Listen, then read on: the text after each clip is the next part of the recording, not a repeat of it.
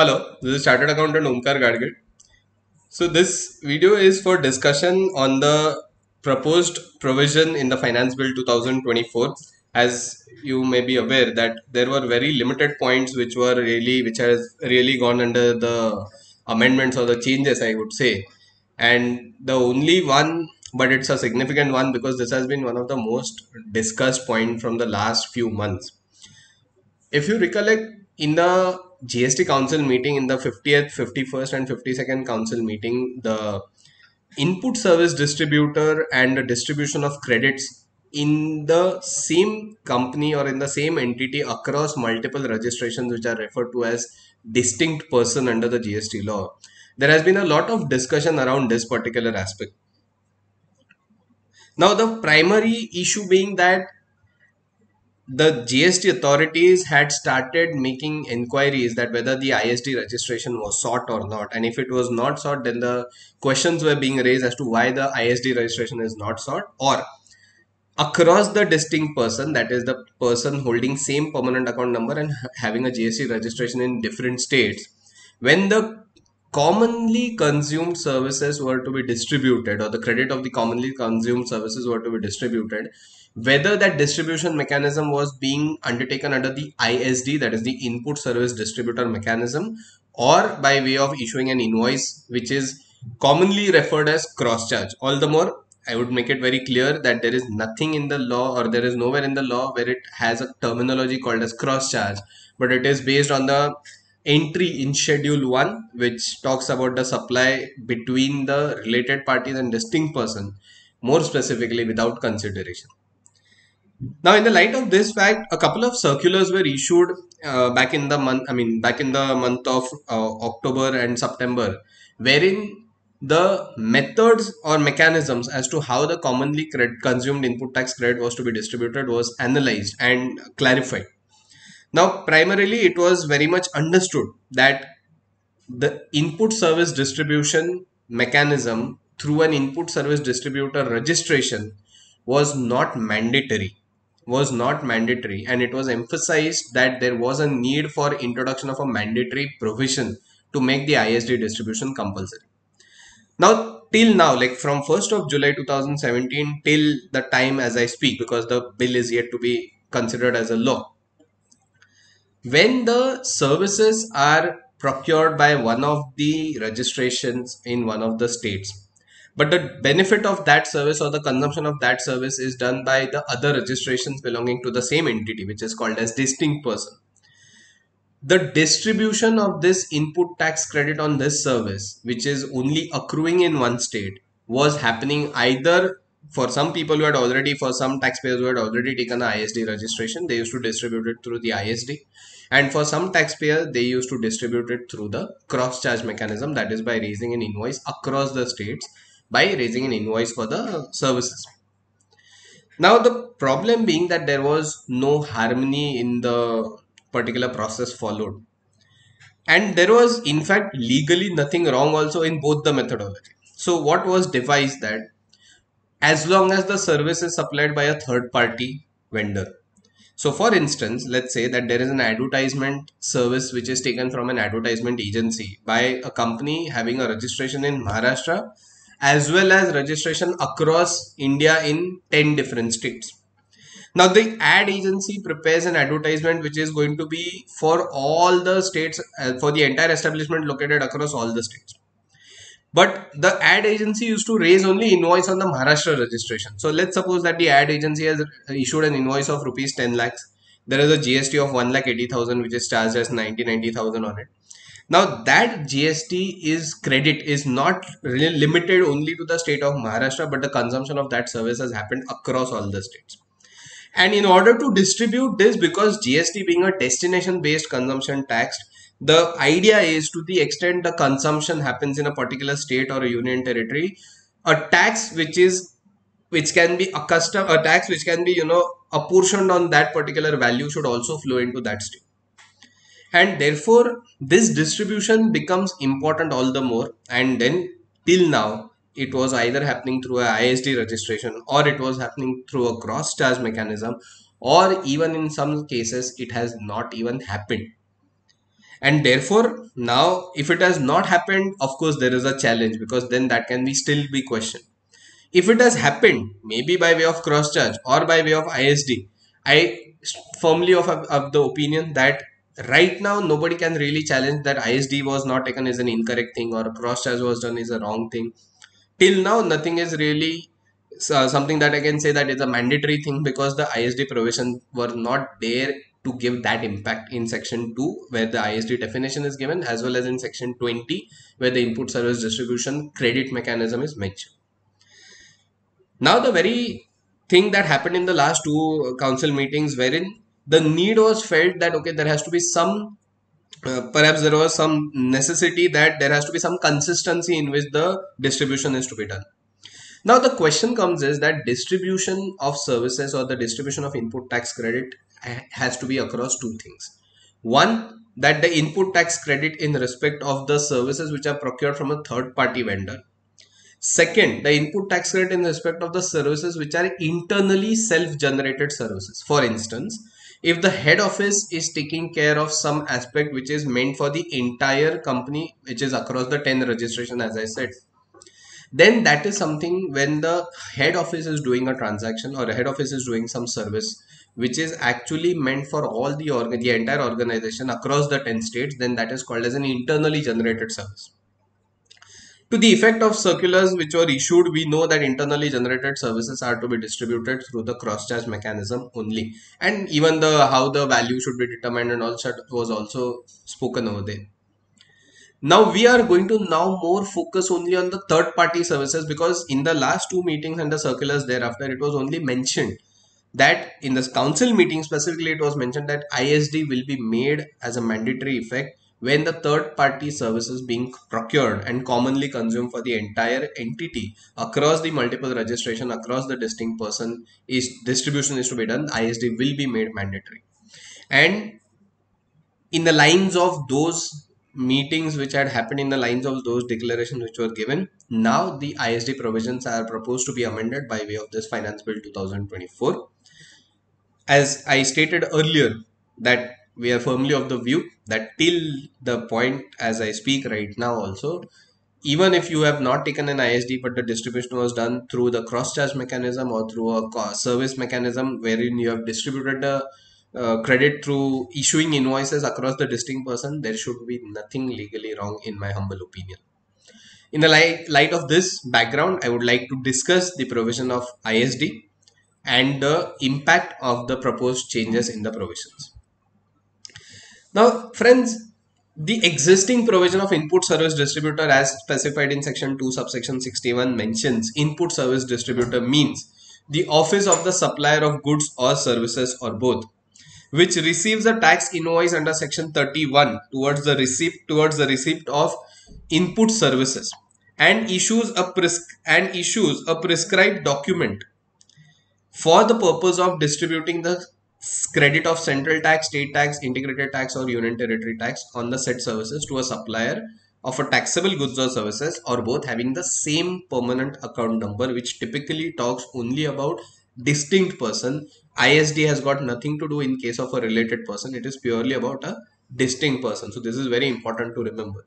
Same entity, same PAN across a different state registered, that is called as a distinct person. And ISD has got everything to do only with the distinct person.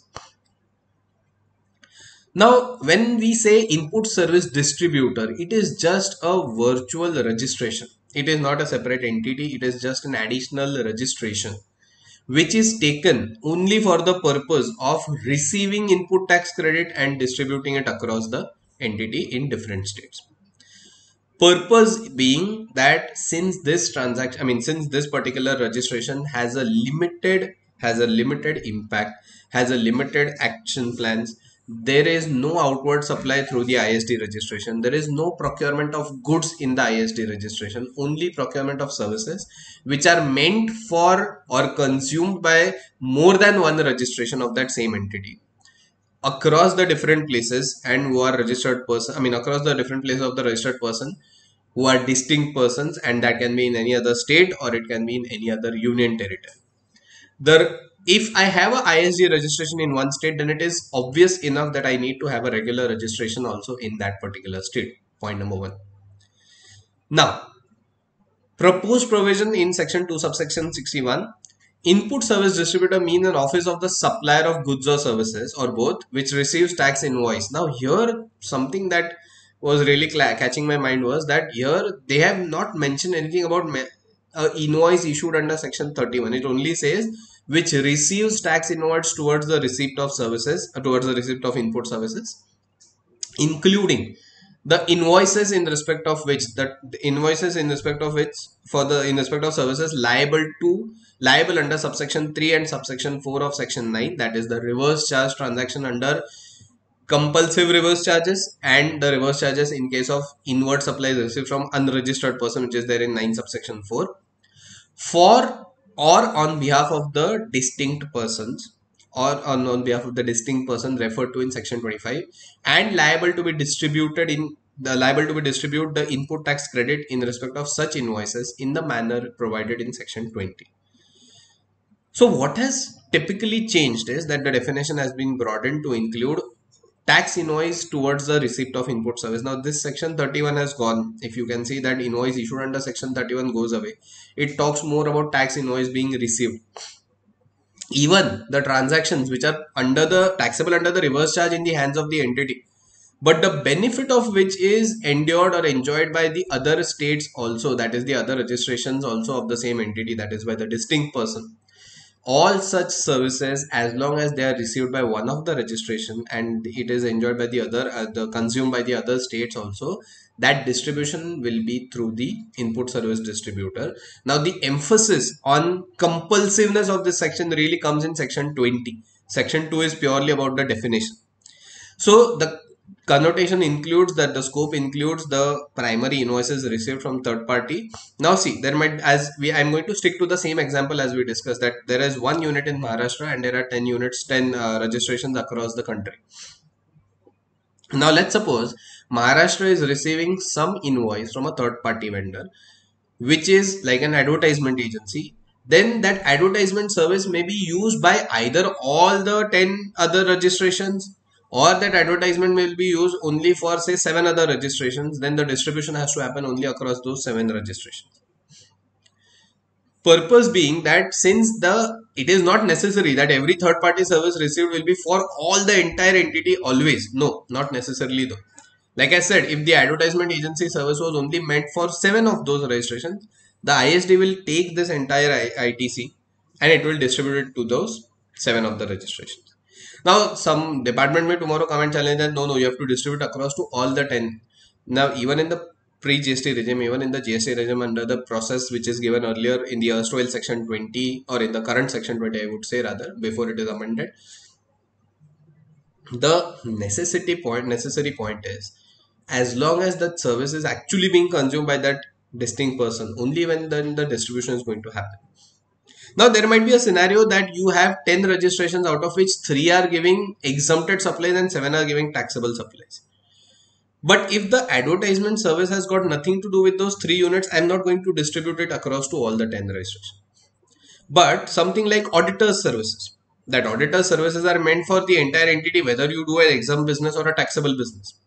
Then auditor's bill has to be divided through those 10 registrations. Now those individual registration will take into consideration whether I have to avail and utilize this credit or I have to avail and simply reverse this credit, because if that exempted unit is having no ITC eligibility, it will only receive and it will reverse just like any other credit it receives. Because auditor services cannot be said that those 3 registrations are not using it because they are into the exempted supply. Exemption is under GST. Exemption is not from doing the compliances under the business. So audit has to be mandatorily for everybody. So here it is important to note that in this particular case, we are going to focus that this definition rather focuses on distribution of credit for both forward charge as well as the transactions which are liable for reverse charge. Now let's take an example. There is a service of a lawyer which is taken by the company. There's a service of a lawyer which is taken by the company and the ISD is receiving that service. The ISD receives that service or rather the bill, but the entity and its tender registration, everybody is getting the benefits of this services of the lawyer. So in such case, even though the tax is to be paid by under reverse charge mechanism, the regular registration in Maharashtra will have to pay that tax, because obviously, as I said, the ISD does not have anything like a bank account or anything. It's just a virtual office registration. The regular registration in Maharashtra is going to pay that tax. That tag, I mean, that invoice then flows into the ISD first, and then the ISD, because reverse charge being a self-generated invoice, from that ISD unit, I am going to distribute that credit to the other states through the ISD. So even though that service was primarily liable to tax under the reverse charge mechanism, that same will be done through the ISD mechanism only. So I believe this part is tried to be, I have tried to clearly put it across. Now, this impact, that point that we have put up, is that a common service receiving, at both the points that I have elucidated already, and in fact the definition only envisages all these points that we just discussed. So that is just written as a theoretical part of the impact, which can be made available to you. This file is also available on my LinkedIn profile also, so you can access it at any time. Now the next being this amendment which is proposed to be made in section 20. Now, in the existing provision, there were two things, that the input service distributor shall distribute the credit. Now, here the wordings are, the input service distributor shall distribute the credit. So, the presupposition was that, okay, only if you are an input service distributor, then the credit shall be distributed of central tax as central tax, IGST as IGST, and so on. Now, you see how section 20 is worded or proposed in the proposed section 20. Any office of the supplier of goods or services or both, which receives tax invoice toward the receipt of input services, including the invoices in respect of services liable to tax under the reverse charge mechanism under section 9 subsection 3 or 4, for or on behalf of the distinct person referred to in section 25, comma, shall be required to be registered as an input service distributor. So here the emphasis on the compulsive registration as a ISD comes into play. The definition is only broadened, but section 20, which is proposed section 20, that really gives an impact, that now it is going to be made mandatory. If you see the existing provision, it only starts saying the input service distributor shall distribute the credit. So there the presupposition is that you are an input service distributor already, but the section does not necessarily tell you that you have to be registered as ISD, which now section 20 says that any office of the supplier of goods or services or both, which receives the tax invoice, it is either forward charge, reverse charge, and as long as the consumption is by the entire company or by more than one registration, or on behalf, I mean for and on behalf of the distinct persons as well, then we are going to say that the proposed provision will be triggered. I mean proposed provision triggering one important point, that it says that shall be required to be registered as a ISD. So if you fall under this category, if your office is receiving any services, vendors are issuing invoices to your one office, but the benefits are, or the services are consumed by other offices, it is compulsory that this service should be distributed, I mean this unit should be distributed and registered firstly as a ISD, and only that ISD is going to distribute this credit, irrespective of the fact whether it is under forward charge or reverse charge. Now, the rest of the things are going to remain as it is, that the credit of central tax will be distributed, the IGST will be distributed on invoices received, वगैरह वगैरह, उसमें कोई changes नहीं होंगे, because that is not really changing. I mean, the entire aspect of the ISD mechanism is not really changing, but the compulsiveness is being introduced. So entities which are having more than one registration, it is now going to be really sort of a mini GST implementation exercise that you have to do, because you have to compulsorily take up the ISD registration. Start informing your vendors that the ISD registration has to be done, and the invoices are to be made in the name of ISD registration, slow and so. We'll really come to that point to be discussed, that what impact the business needs to do apart from the technical side of it. So I'll just come to that in a while. Now, as we discussed, that impact being that since it is now mandatory, there will be no duckouts available here and after. ISD registration is compulsory. Now we have taken an illustration just for the purpose of understanding that KP Limited is engaged in the business of manufacturing of engineering goods and also providing engineering services. It holds registration in 5 states, namely Maharashtra, Karnataka, Tamil Nadu, Gujarat, and Andhra Pradesh. Currently, they do not hold any ISD registration. if mandatory ISD registration is introduced like now, then how the impact will be on the business. Let's see one by one. Now, they are receiving services from their statutory auditor. Auditor is in Maharashtra, or the office of the auditor is in Maharashtra. The HO is also located in Maharashtra, let's suppose. And he is providing the services whereby he is going to all these places in all those states. Just that the bill is issued on the Maharashtra registration.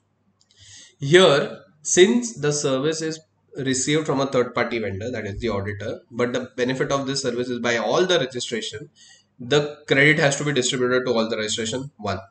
Now, with the proposed section 20, the credit distribution has to happen only through a ISD registration. So here, the ISD registration has to be sought and distribution has to be done. Now, how much value and quantum to be distributed? There are mechanisms that you have to assert some ratios. You have to take out certain the turnover ratios or any other logical equitable basis on which you can distribute the credit. So we are not really delving too much into that. Services of company secretary, again the same way because the entire company using the services.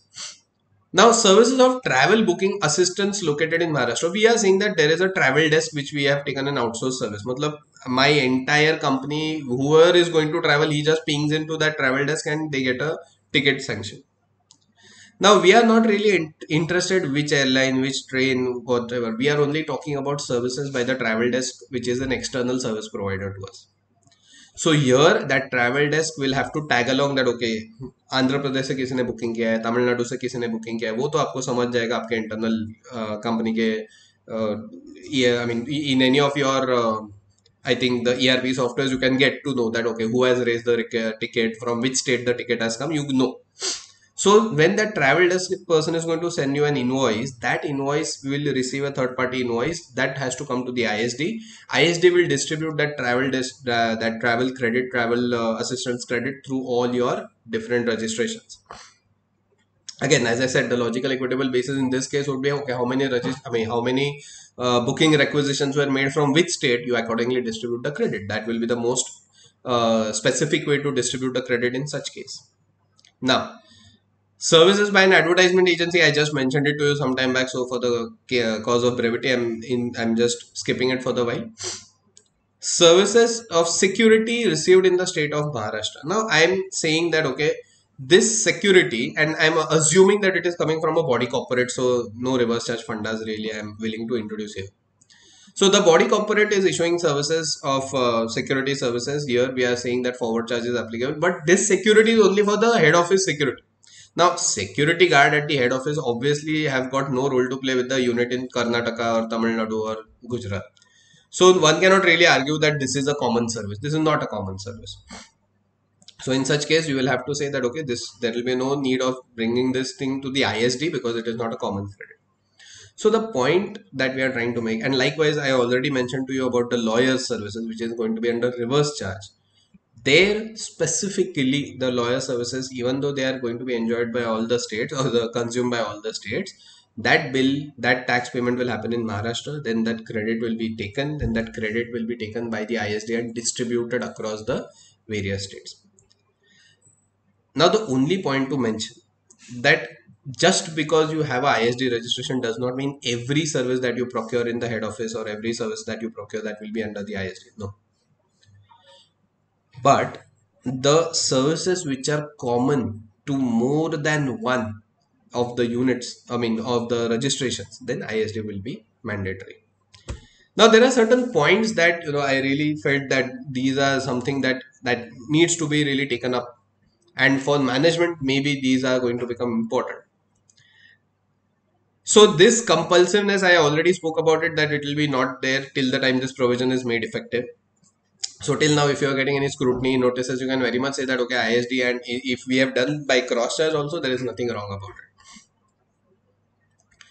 Now, any registered person holding more than one registration across the state, in case of common credits, I mean, in case of common services being consumed, then the distribution will be through ISD mandatory one. This will entail the obtaining of ISD registration in each state or UT where there are vendors who provide services and where the consumption of such services is done by a registered person along with the distinct person. Now, one important point that I would want to make over here is that in our instant case also, let's suppose In the instant case, if I was having registration in Maharashtra, Karnataka, Tamil Nadu, Gujarat, and Andhra Pradesh. Now assume that there are common service vendors located in Maharashtra, there are common service vendors in Karnataka, as well as there are common service vendors in Tamil Nadu. Might as well I'll be required to take three different ISD registration, because if they are not going to bill you across the IGST by way of charging IGST, or if it is not by virtue of place of supply provisions possible to shift the place of supply, obviously, then you might as well get a registration of ISD in more than one state also. There is nothing really in the law which stops you from doing that.